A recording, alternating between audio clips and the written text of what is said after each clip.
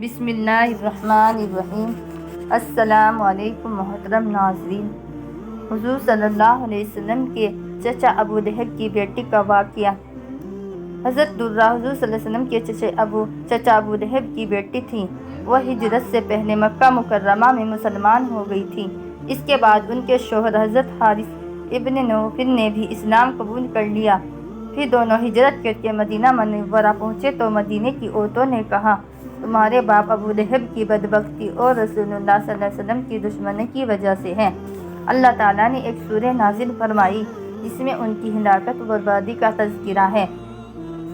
اس لیے تمہاری ہجرت سے تمہیں بھی کوئی فائدہ نہیں ہوگا۔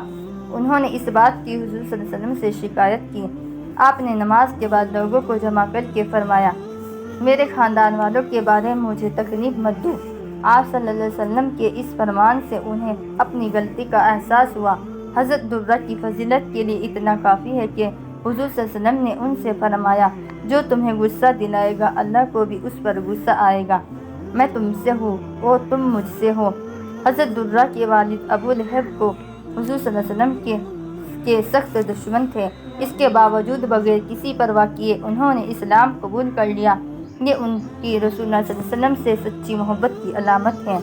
حضور صلی اللہ علیہ وسلم نے فتح مکہ کے بعد ان کے شوہر حضرت حارث کو جدہ کا گورنر بنا دیا تھا۔ محدثین نے ان سے کچھ حدیثیں بھی بیان کی ہیں۔ حضرت عمر کے زمانہ خلافت میں سن 20 ہجری میں ان کی وفات ہوئی۔